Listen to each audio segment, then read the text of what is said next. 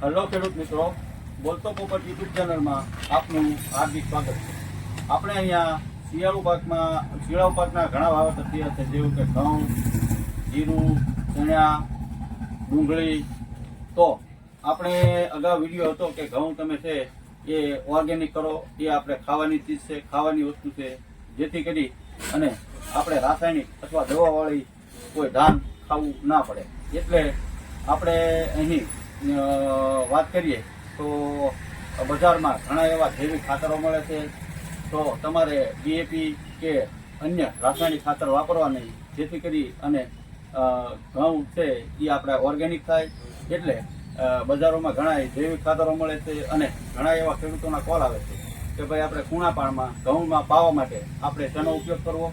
તો અત્યારે બજારમાં ઘણી કંપનીના ઓર્ગેનિક કાર્બન આવે છે, ઘણી બધી કંપનીના આવે છે. એમાંથી એક છે તુલસી એગ્રો વાળાનું છે વેલ કરીને, જે ઓર્ગેનિક કાર્બન આવે છે તેમાં 18% ઓર્ગેનિક કાર્બન આવે છે, ફુલ્વિક એસિડ આવે છે અને એમિનો એસિડ આવે છે.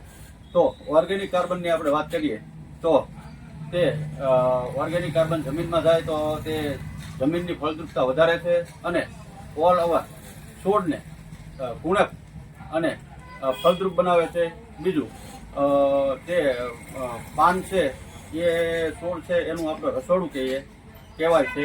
તો એ પાનને એક્ટિવ કરી અને પ્રકાશ સંશ્લેષણની ક્રિયામાં વધારો કરે છે. ઓર્ગેનિક કાર્બન છે તે જમીનમાં રહેલી અશુદ્ધિઓને પોતાની અંદર સમાવી અને જમીનને શુદ્ધ કરે છે.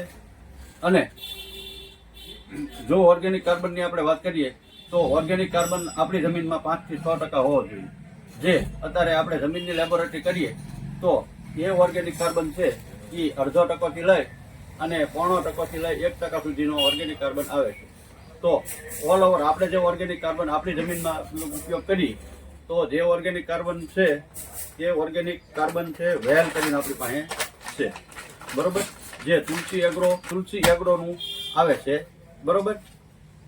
અને આ ઓર્ગેનિક કાર્બન તમે છે એ 2.5 વીઘામાં 1 કિલો તમે પાઈ શકો છો.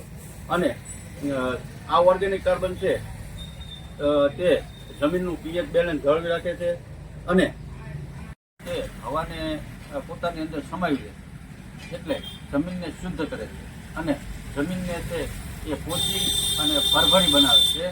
જેથી છોડવું છે તેના મૂળ છે તે તંતુમૂળનો વિકાસ થાય છે અને તંતુમૂળ છે તે પોષક તત્વો ઝડપથી